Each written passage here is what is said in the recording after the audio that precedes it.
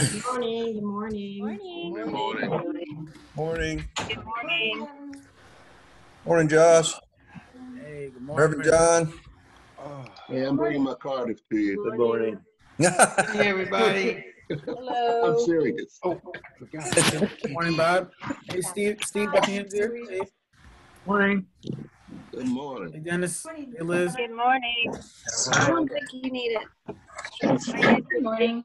Good morning, Charlie. Hey, Nicole. Hey, Louise. Randy. Good morning. Morning. John. Hey, Benita. Morning, Mr. Jones. Hi, Menina. Hi, Nicole. Thanks, Sandy. Morning. Hi, Hey, Louise. Roy. Morning, Norris family. John. Hey, John. Hello. They talking to me? I don't know. Hush. The minister's name, John. You got to be specific. Hey, Sandy. There's a bunch of us out here. Here. Louise. Hush. You hush. Hush. No, go down. Hey, Ann. This is my cup, I think. She. Oh. No, there's you. Audrey, in the plane. Good morning. Audrey, I need to know when you're actually being hurt. Lay down. Come on. Okay? No. So it's important. I have that my you're camera telling off. me. You're looking for what? You never believe in me. I got my camera cover on. Hi, Egna family. Yes, that's a cute little adventure. Hey, Ann. Teacher. Yeah. Sorry. Camera's on.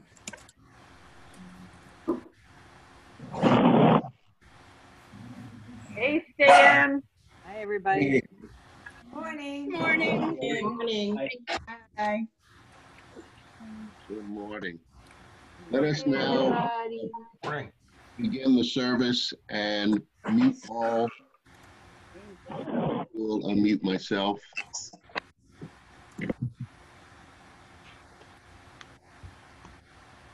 We welcome you to the Unitarian Universalist Church of Annapolis. I'm Reverend John Cresswell, serving as one of your ministers along with Anastasia Zinke.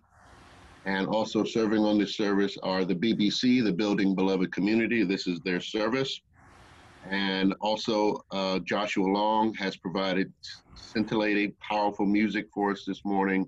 This is going to be a wonderful service. So sit back, relax, and enjoy.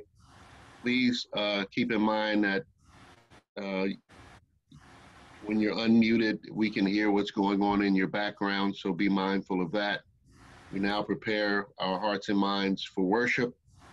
And next slide. I think if you are new to the congregation, you've been here once or twice, we invite you to acknowledge yourself in the chat. And also, we will put up a link for you to fill out a form so that we can stay in touch with you, send our weekly In the Know to you. We welcome you. Let us prepare our hearts and minds for worship as we light our chalice together.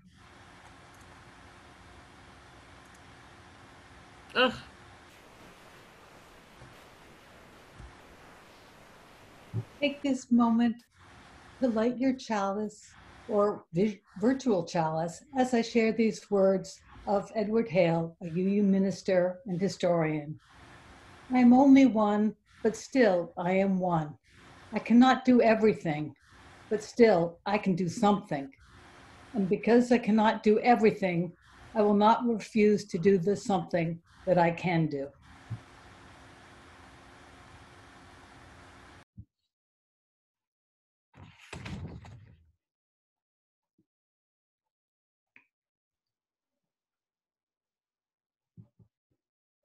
And now we're going to have our opening song. I wish I knew how. Or by little fingers. You see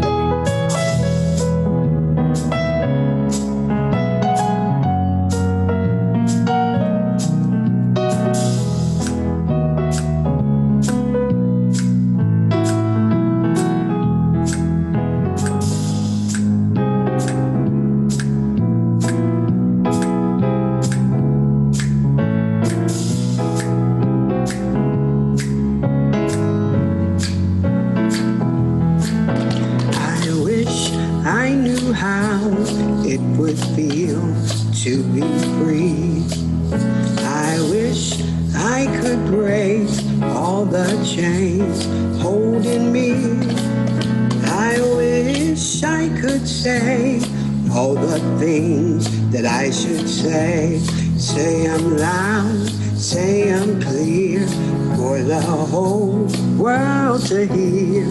Say I'm loud, say I'm clear for the whole world to hear. I wish I could share all the love that's in my heart. Remove all the bars that keep us so far apart. I wish you could know what it means to be me. And then you'd see and agree that everyone should be free. And then you'd see and agree that everyone should be free. No. I wish I could give all I'm longing to give. I wish I could live like I'm longing to live. I wish I could do all the things that I could do. Though I'm way overdue, I'd be starting anew. Though I'm way overdue, I'd be starting anew. Well, I wish I could be like a bird in the sky. How sweet it would be if I found I could fly. I'd soar to the sun and look down at the sea. Then I'd sing, 'cause I know how it feels to be free. Then I'd sing, 'cause I know how it feels to be free. Free, free, oh free. I wanna know how it feels to be free. Oh free, free, free, how it feels. I wanna know, oh free, how it feels, how it feels, how it feels. I wanna know how it feels to be free, free, free, free, free,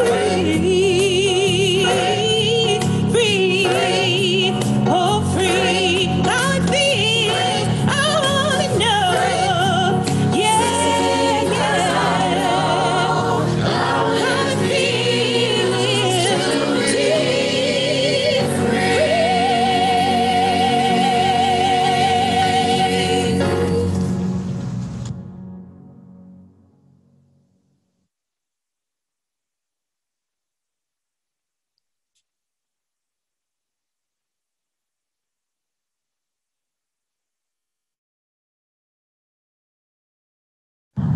I'm out. Open the Wonder Box.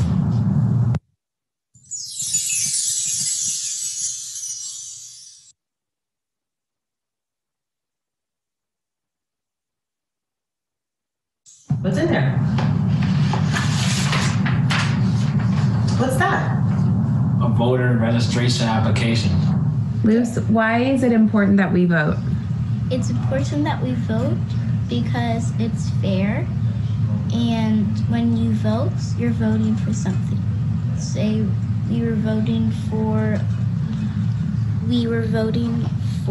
a new store, if it should be a grocery store or a movie theater, say. You would vote because if 10 people think it should be a movie theater and 5 people think it should be a grocery store, then the one with the most votes gets, because if we didn't have voting, then anything would be fair, and it would not be fun, because there would be way more arguments. Then? When I've gone with my parents, I think they give you a slip for what they like their names and what they believe and everything they do and stuff. And you can decide by what you believe and what you care about. That is. How you know the other right person is you. If they're nice to people, you know they're the right person. But if they're not nice to people, you know they're not the right person. And you know, important for there to be someone that speaks for us. because if there's someone that speaks for us, there won't be someone to make decisions, and everything would just be lawless. Okay. If you do it, do this. James, why is it important to exercise our right to vote as American citizens? So people can say if they don't like the president. So people can say if they don't like the president? Mm-hmm. Okay. So the government can know. So the America can know that if they think they're a good president or not. So that the government can know if, from who? Who tells them if they're a good president or not? The people. The people. Okay. You will answer the question. If no one's... James, are you listening? James, okay. Say, if no one can speak for you, no one can stand up for you and keep you from being hurt. Why is it important to vote? It's very important to vote because even though voting might not change the world you live in, many people have problems with the world they live in, and they want change for the better. Because of this, it's very important that you hear what they have to say and vote for things that you feel are right for others and not just yourself. You're almost 18. Yeah, I'm gonna vote this out right now.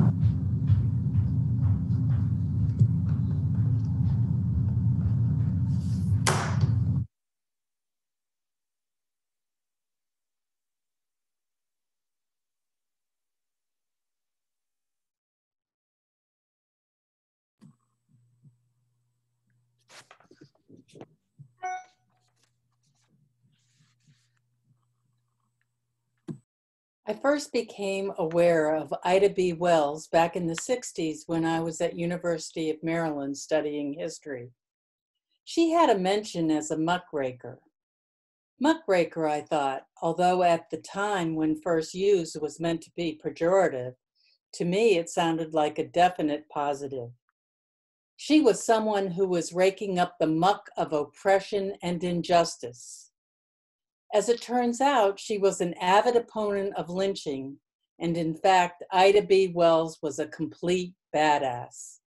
Although she was better known for her decades-long anti-lynching campaign, she nonetheless was a giant in the women's suffrage movement.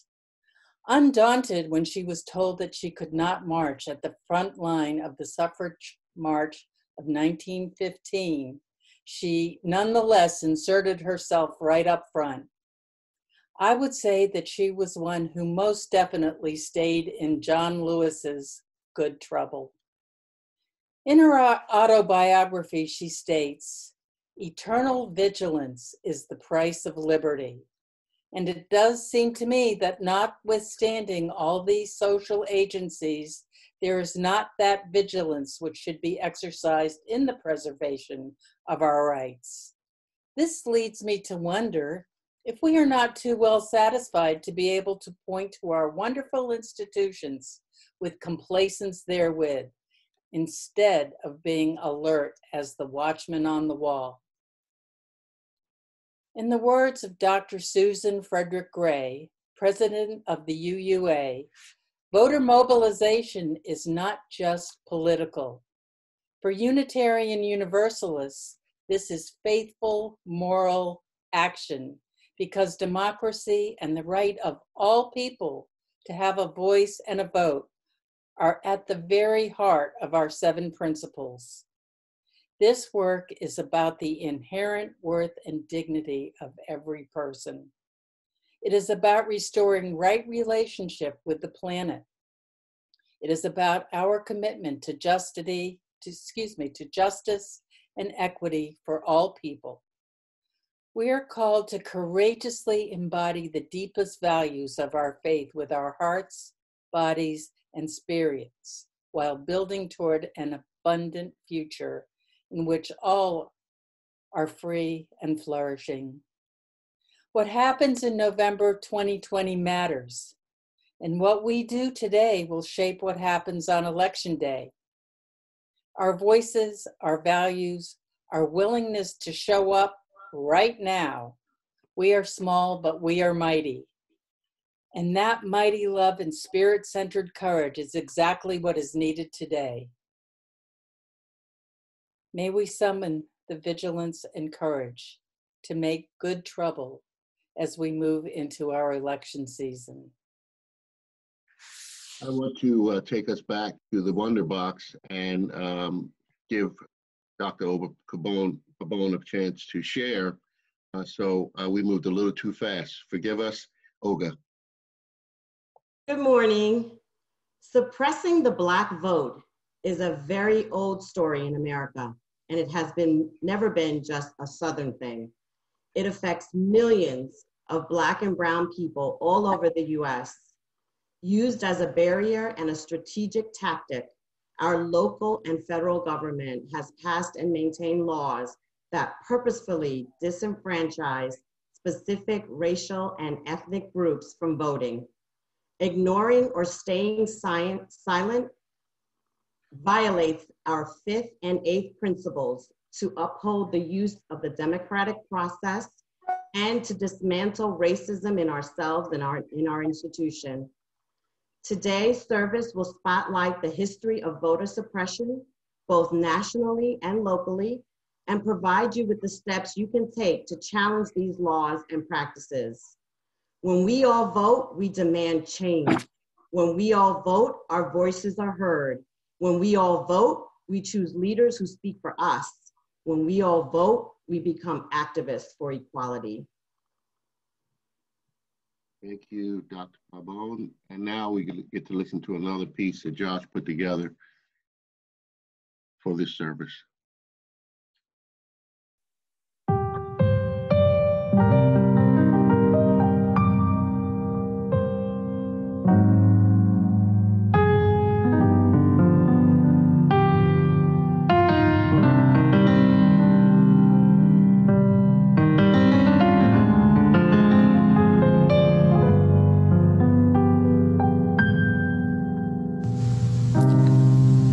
Southern trees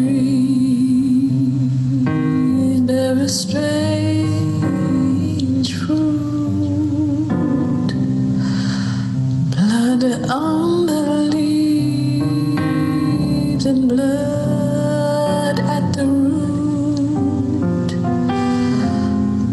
black bodies swinging in the sun.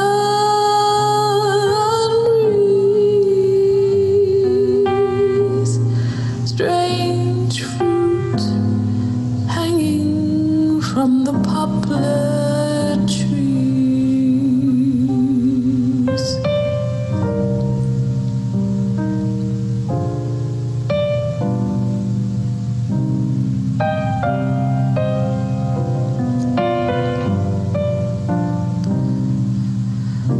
Pastoral scene of the gallant South, the bulging eyes and the twisted mouth,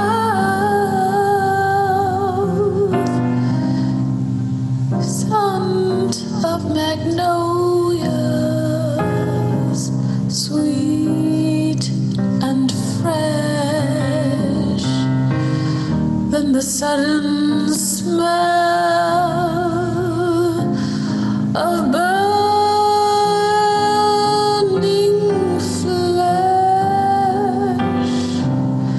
Here is a fruit for the crows to pluck, for the rain to gather, for the wind to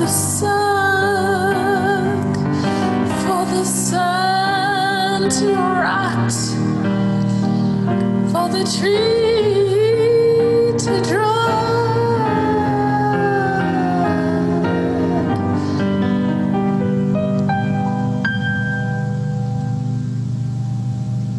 Here is a strange and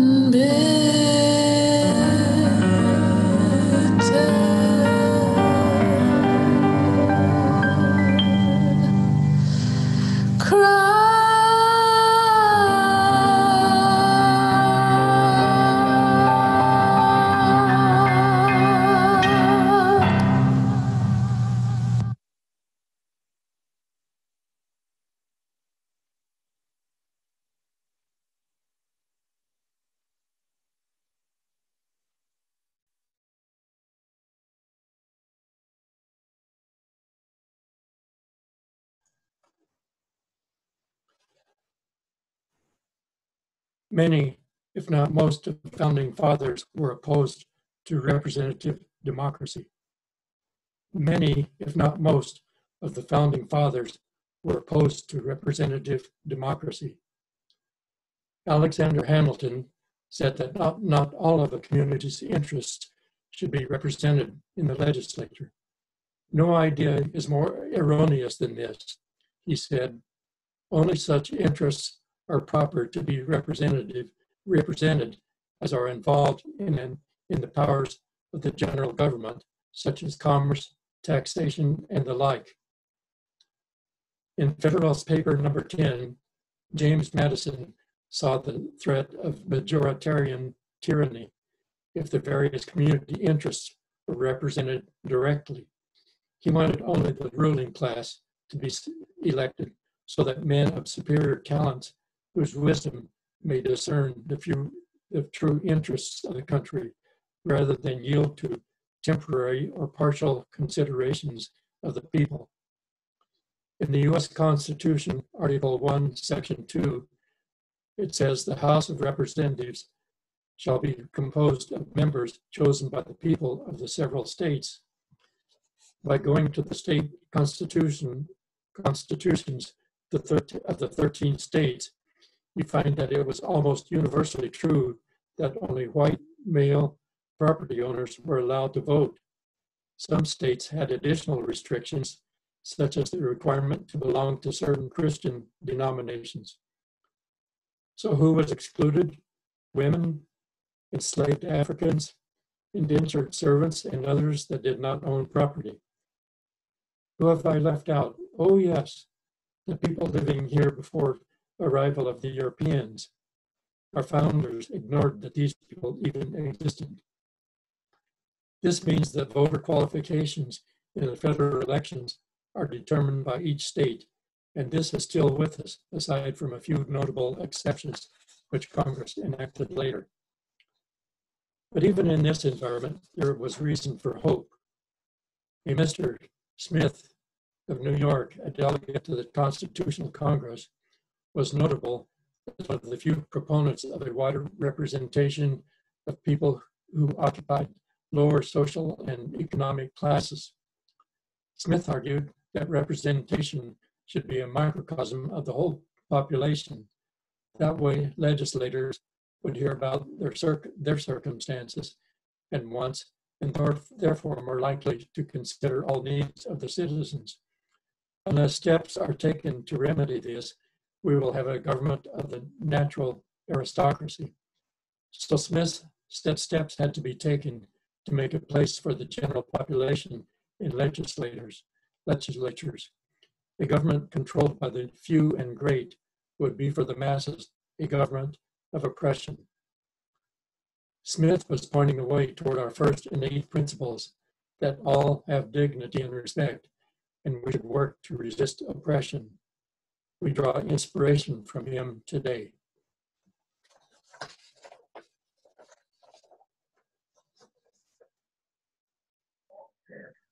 It's me.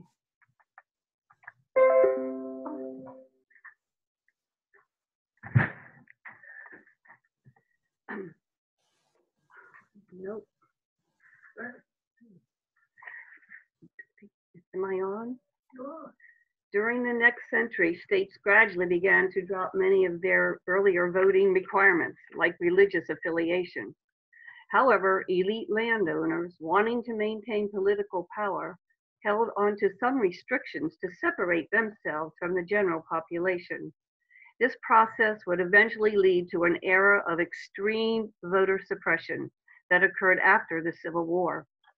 During Reconstruction, Southern African Americans mobilized to become actively involved in the electoral process, calling for full and legal and political rights. The 15th Amendment stated that the right to vote could not be denied because of race. The subsequent elections resulted in newly enfranchised African American men to be elected and serve in many delegations nationwide, including 16 in the U.S. Congress and more than 600 in the state legislatures during the late 1800s. Alarmed and fearing a loss of power, many of the white population engaged in an oppressive backlash for a century. Carol Anderson, in her One Person, No Vote book, quoted a newspaper editor from that time period who said, "No Negro is fit to make laws for white people." Jim Crow laws like literacy tests, poll taxes, and other repressions began to reduce the voter population. Mississippi had about 147,000 eligible African American voters, yet fewer than 9,000 were registered after 1890. However, Black freedmen still voted in large numbers and were elected into offices. Infuriated whites formed vigilante terrorist groups like the Ku Klux Klan and later even more open militant ones like the White League in Louisiana and red shirt chapters in the Carolinas, to name a few. Their goal was to get their political opposition out of office at any cost. The White Line Rifle Clubs were reported to be responsible for 150 Blacks killed before the 1876 elections. Although 2 Black men served early in the U.S. Senate, it would be another 100 years before another African American would be voted in. How many African American senators have served since the Revolutionary War? Put a number in your head. Only 10. 10. This too is an impact of voter suppression. Meanwhile, since 1848, white women like Susan B. Anthony were involved in the suffrage movement. Other voices had been supportive. Frederick Douglass, a former Maryland slave and activist who worked tirelessly for decades for women's suffrage with white abolitionists, along with Black women like Ida B. Wells. Unfortunately, it wasn't until 1920 that the women's suffrage finally became law. The long history of disenfranchisement finally exploded into a national focus with a 1965 march in Selma, Alabama, to support voting rights. Here, the nation saw a peaceful march of many Black and white citizens erupt into an inhumane act of violence by law enforcement. Known as Bloody Sunday, it was televised nationally, which motivated many whites to become involved. Martin Luther King's Jr. call to our UUA for support resulted in more UU ministers in attendance than any other denomination. We showed up. Also present was a young minister, James Grieve, who answered the call. He was beaten and died 2 days later. Finally, later that year, the groundbreaking 1965 Voter Rights Act was passed. The Voting Rights Act made it illegal for any state to use many of the practices that had been in play to suppress votes, and it required a pre-clearance clause to require states to report any changes they wish to make in their voting rights laws in the future. During that following years, many improvements occurred, adding better voting accommodations, along with a much higher participation from the marginalized populations. However, 48 years later, June 2013, the Supreme Court decided that pre-clearance requirements were no longer necessary. The clause was removed and now states are less accountable. Meanwhile, during the 1900s, an increasing number of diverse social justice organizations formed, national groups like the NAACP, the ACLU, CORE, and other state and local groups, like our now UU legislative ministry, continued to work to hold America accountable. I am a member of several groups, the UU legislative ministry, and others, some of the others like this. We all expect and we work for America to stand for liberty and justice for all. Now our nation is experiencing other strategies that are being used to suppress voting rights, and Ellen Berkoff will highlight them next. Thank you. Imagine that you're an African-American voter going to the polls in Georgia in November 2018. You're not allowed to vote because the middle name on your driver's license is spelled Jesse with an E, but the voter rolls have it down as Jess. Of the people not allowed to vote because of this law, 80% are Black. Or suppose that you're a Native American trying to vote in the North Dakota election. Your ID lacks your street address, as do many IDs for people who live on tribal land. Under the law enacted in North Dakota in 2017, you're out of luck. In Texas, your gun license is a valid form of ID, but your state university ID is not. The majority of Texas gun owners are white. Over 50% of the students in the University of Texas system are ethnic or racial minorities. Are you sensing a pattern here? Voter suppression in the present is alive and well. Photo ID laws, wholesale voter registration record purges, early voting cutbacks, and equitable distribution of polling places. All of these fall most heavily on the poor and the marginalized, requiring both time and money to overcome.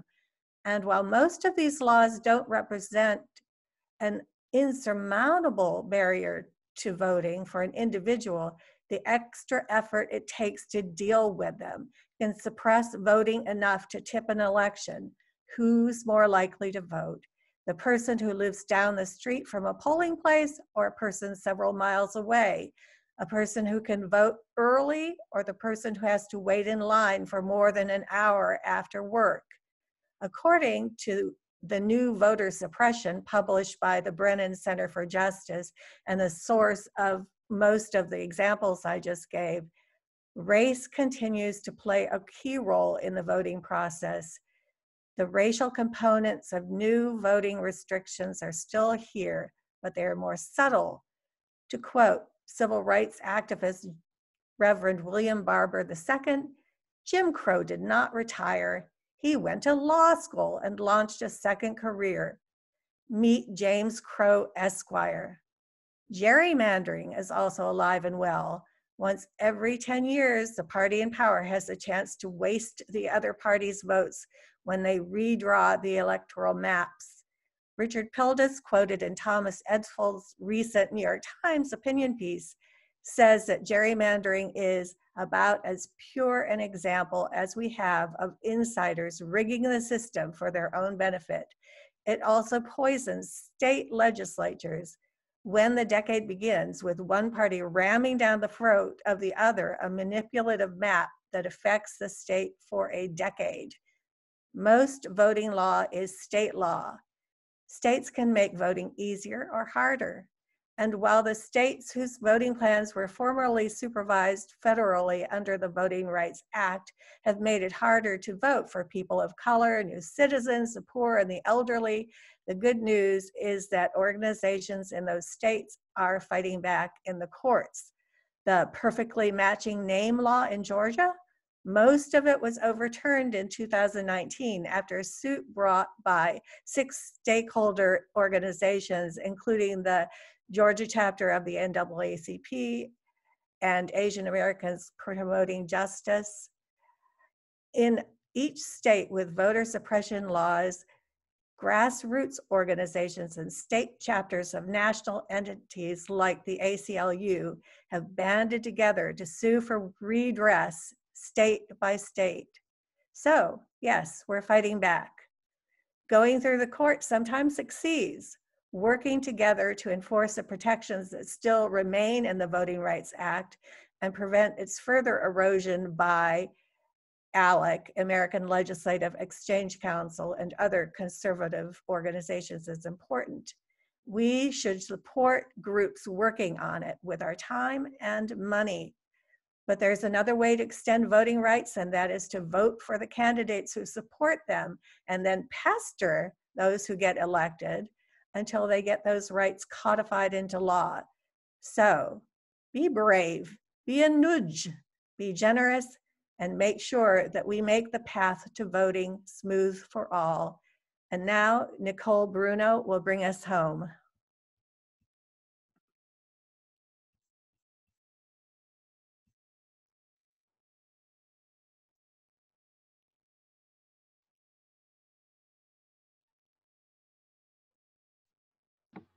Thank you. Good morning. Daryl, Candy, and Ellen have taken you on a journey. You have traveled with them through our history, perhaps unlearning the false story we grew up hearing that all men are created equal, that they are endowed by their creator with certain unalienable rights, that among these are life, liberty, and the pursuit of happiness. History is not often told through the eyes of the disenfranchised. I wish the future wasn't so uncertain. I wish I could tell you that new voter suppression tactics, such as reducing the opportunities to vote by mail, reducing the number of early voting days, and reducing the number of polling sites in minority communities, were not actively happening. I wish that we were not finding new ways to repeat history, such as maintaining and creating laws preventing people who have been convicted of felonies from getting voting rights back, reminiscent of the Three-Fifths Compromise, which lessens people's inherent worth as citizens of this country. The active attempts to manipulate census data could have ripple effect for a generation, as data is only collected every 10 years, further enabling gerrymandering and the disproportionate allocations of federal funding to communities that already have generational wealth and power on their side. If you're anything like me, you might be feeling overwhelmed. What do we do with all of this? Being challenged and overwhelmed is often paralyzing, and this can seem an insurmountable uphill battle towards change. That is a normal, okay feeling to feel. However, that paralyzed feeling is gently nudging us to realize that this is actually deeply spiritual, loving work. Dr. M. Scott Peck, author of The Road Less Traveled, defines love as the will to extend oneself for the purpose of nurturing one's own or another's spiritual growth. When we feel fear or anger or disempowered or paralyzed, respecting, listening, and processing those feelings is how we grow, because unfortunately, we generally don't grow when we are comfortable. So I'm going to ask you to do two things, and these two things are not things we always make time for. I'm going to ask you to reflect on the UU principles, and I'm going to encourage you to use your imagination. We cannot control the future, however, we can affect it. In the words of Glennon Doyle, author of Untamed, quote, "The truest, most beautiful life never promises to be an easy one," unquote. She goes on to discuss how discontentment is the nagging of the imagination, a reminder that we, even as adults, still have the capacity to imagine. The UU principles are not only a guide, but an example of the use of our imagination. Can we imagine a world where every person had inherent worth and dignity? That there is justice, equity, and compassion in human relations? That we all have the right of conscience and access to the use of the democratic process? That everyone can live with peace, liberty, and justice for all? Love, if defined by nurturing spiritual growth, is an action, an activity that implies commitment and conscious choice. It is easy to be paralyzed, but our guiding principles, including respecting the interdependent web of all existence of which we are a part, compels us to take action and imagine a better, more loving, and equitable future. Some tangible actions, steps you may be able to take include continuing to educate yourself and others, verifying your name still remains on the voting rolls, knowing your designated polling site and assisting others to get to their polling site, volunteering at your polling center, ensuring that your state representatives support early voting, hold our state representatives accountable to not reduce the number of polling sites in minority communities, and pressure U.S. Congress to update and restore the Power of Voting Rights Act. And finally, supporting organizations that actively promote ending partisan gerrymandering by creating citizen-led commissions to redraw congressional districts via organizations such as All on the Line, the Brennan Center for Justice, and the ACLU. I'm going to hand this off to Kristen Mutcher, head of the UUCA chapter of UU the Vote, to provide you with some further action steps that are being organized within our community. But I wish to leave you with one more quote from the chapter Imagination in Untamed. It is hard to jump from dreaming to doing. As every architect and designer knows, there is a critical step between vision and reality. Before imagination becomes three-dimensional, it usually needs to become two-dimensional. We can stop asking what the world wants for us and instead what we want for the world. Let's conjure up from our souls the most beautiful lives we can imagine, the truest, most beautiful world we can hope for, and let's put it all on paper. Let's look what we have written and decide that these are not pipe dreams, these are our marching orders. These are the blueprints for our lives and our families. May our dreams become our plans. May it be so.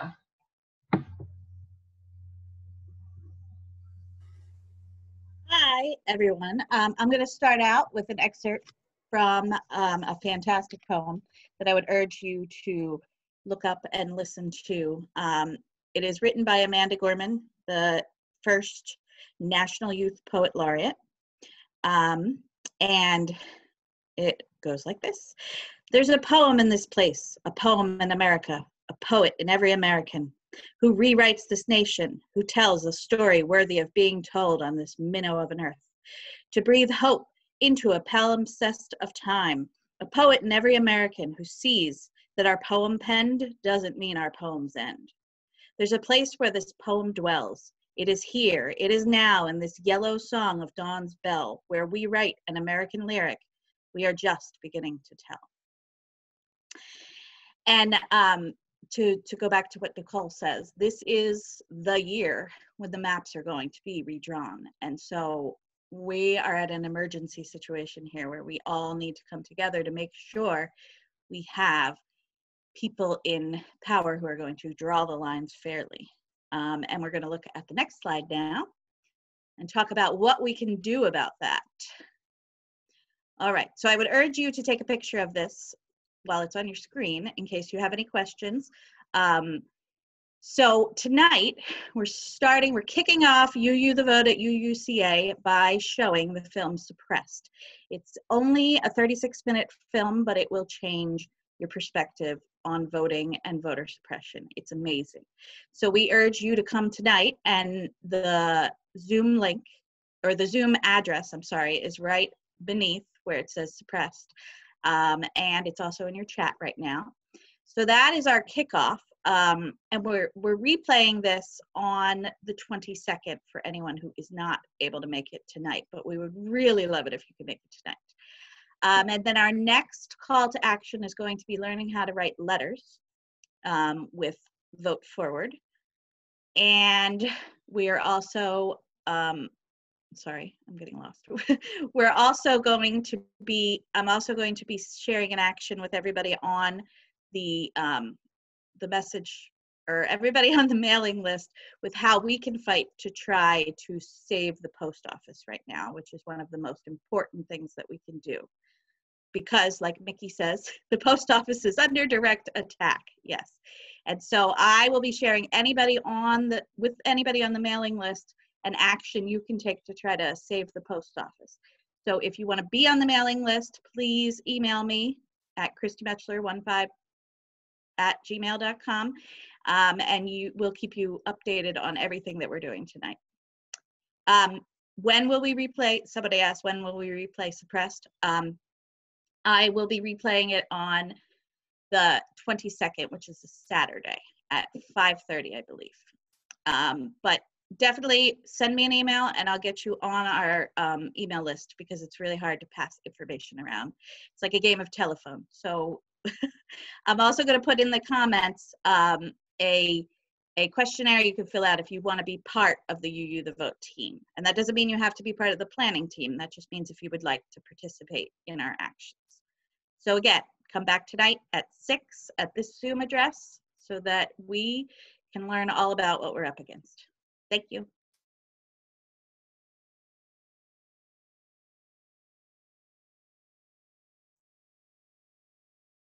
This month, we share the plate with the NAACP. I mentioned Arundel House of Hope last month, and there's a little error there, but the Share the Plate is for the NAACP, founded in 1909. We know that history, it's a powerful history of advocating for people, for all people, and especially people of color. So part of your donations this month will go to UUCA, and the other part will go out to the NAACP. The next slide is how you can give. There are many ways. We show this every week, and we have to. There's a QR code. You can put your iPhone on that. It does not work with Android, but there are links that Julie will post. And incidentally, anything in the chat that is posted can be sent to you after the service, so just request that. You can email info@uuannapolis.org and we'll get that to you. So there are the links, and now I think we get to enjoy some more music. We do.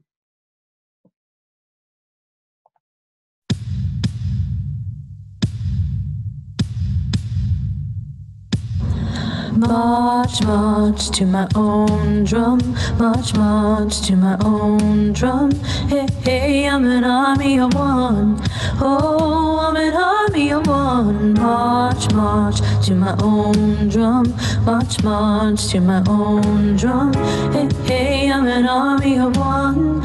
Oh, I'm an army of one. Tell the young boys in their white brand lobbies what they can and can't do with their bodies. Temperatures are rising, cities are sinking.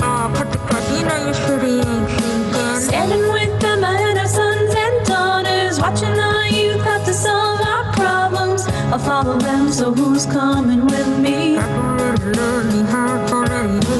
March, march to my own drum. March, march to my own drum. Hey, hey, I'm an army of one. Oh, I'm an army of one. March, march to my own drum. March, march to my own drum. Hey, hey, I'm an army of one. Oh, I'm an army of one.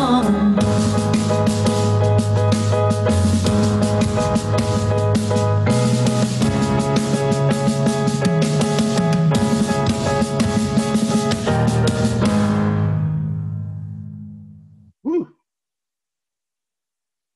I just can't believe the kind of music we're producing right now. This is just unbelievable. But we take a deep breath and pause for a moment to remember that we lost one of our members. Carol Schenker died this week. And if you'd like to send condolences to the family, you can email me and I will get you their address. Their address is also under Lou's name in the member directory. So please send them a note. And we remember Carol died from complications from brain cancer. Thank you. Next slide. The Memorial Garden is having an online gathering. We invite you to that. It will be on Zoom and Facebook. It's also in the know, so you can read about this. There are a lot of things happening with the Memorial Garden. We want to make it even more lovely. And so if you're interested in that sort of thing, we recommend you get on this call with Jenny Klockow and others. Thank you. We've been announcing this week after week. We have a date. I haven't told BBC, but the first Sunday in October, October 6th, is when we'll have this book discussion, and your ministers will be talking about this book, Subtle Acts of Exclusion, How to Understand, Identify, and Stop Microaggressions.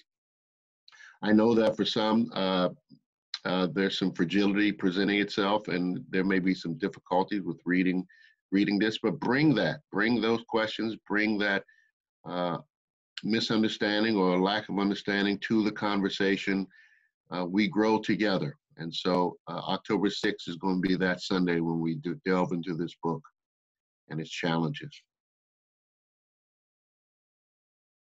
Thank you for your support. We're really impressed at how people are buying books.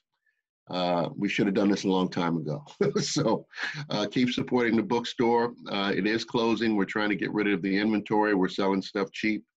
And that's all these announcements are in the know if you need more information. And I'm Julie, and a lot of parents have joined our Slack channel. It's an app so that we can communicate. A lot of us are on Facebook having conversations, but Slack is a place. Not all of our parents, and especially our teens, our youth, are not on Facebook. So we're moving a lot of our conversations to Slack, and I hope you can join. I've seen some wonderful posts this week about how to keep your kids engaged right now during this time of physical isolation, and we're sharing anti-racist materials for families. So please join Slack if you can, and message me if you have any questions. I want to ask Reverend Anastasia to share this slide. Someone's writing on the screen too. And by the way, October 4th, not October 6th. Thank you, UUCA members, for correcting me for the BBC conversation. Hi, everyone. It's so good to join you for this tremendous service today. I want to invite you to come to our congregational conversation after service next Sunday. You could just stay on the Zoom call for this.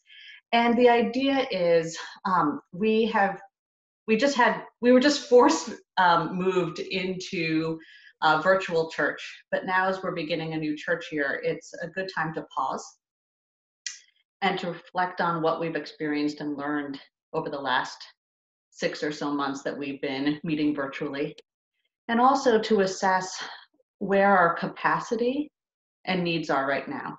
So I've noticed that generally we have less capacity when we're dealing with the traumas around us. And it's also really important for ourselves spiritually and for the world for us to remain engaged. So this is our time to come together to experience some community and also to assess what's possible for us to accomplish in this time of COVID, and also what are we really seeking for ourselves, and what is the hunger in the world that we're really most urgently seeking to meet and address.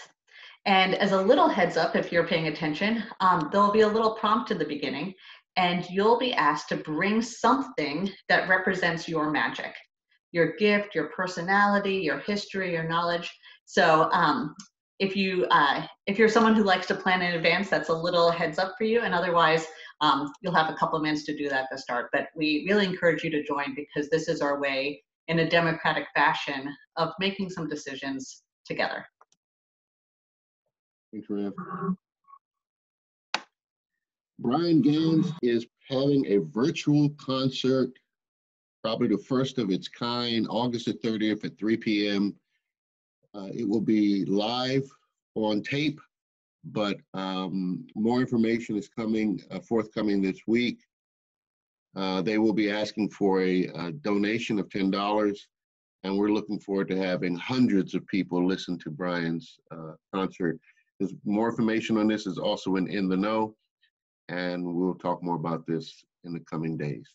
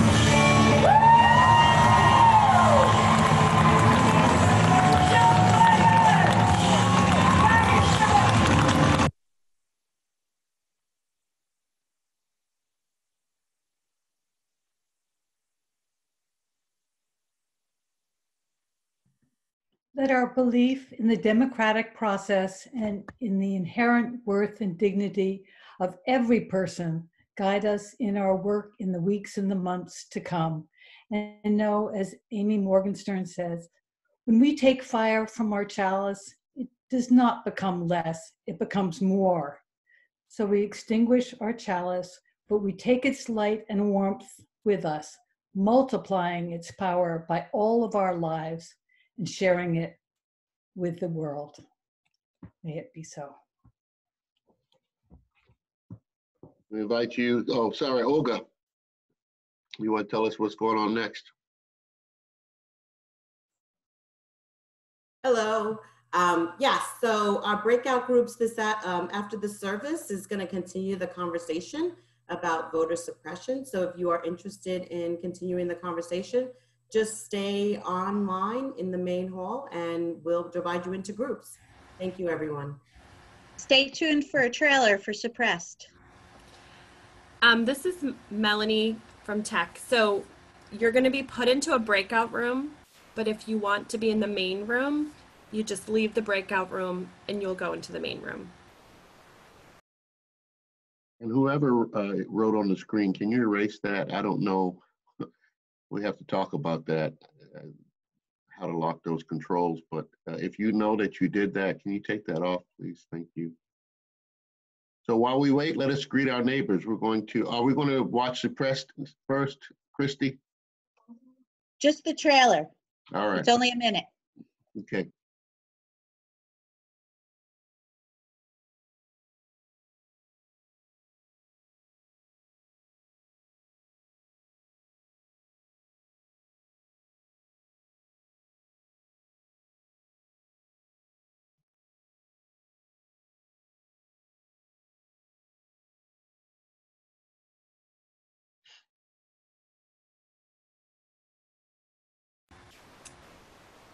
It's not coming up, I'm sorry. Well, you probably could search it on YouTube. You should be able to press the play button in the middle. Oh, look you. On my mother's dying bed at 92 years old, former sharecropper, her last words were, "Do not let them take our votes away from us." We are witnessing a tidal wave of voter suppression around the country. And Georgia, which is becoming ground zero. Camp is illegally removing people from Georgia's voters list. And my vote will not be counted. My vote was not counted. Old people who can't vote, there's young people who can't vote, there's people in every county who can't vote. I'm not going to be able to vote myself. Target people of color, poor people, the elderly. We're human. We have our rights to vote just like anybody else. This is systematic. If you look at what has happened across this country, 40 states have passed some kind of law to make it more difficult for people to vote. Look at Alabama, Arkansas, North Carolina, Ohio, Kansas, North Dakota, Michigan, Wisconsin, and Georgia, which is becoming ground zero. We are not going to let them take from us what our grandparents and parents fought and suffered and died to give us in the first place. We are here to resist an ID law that is undemocratic, unconstitutional, and immoral. Her last words were, "Do not let them take our votes away from us."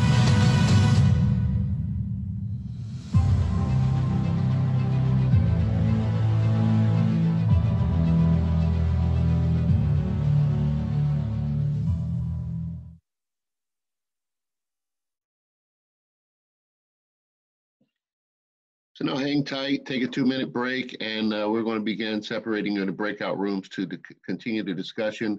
Let me just say thank you to the Building Beloved community. Thank you to Melanie Keller. Thank you to Julie Berman.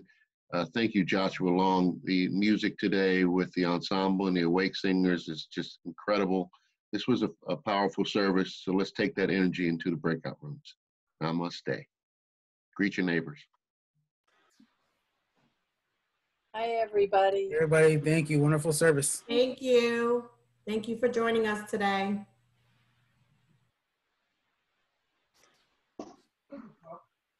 Good to see you, John. There you go. Thank you, Carol. Everybody.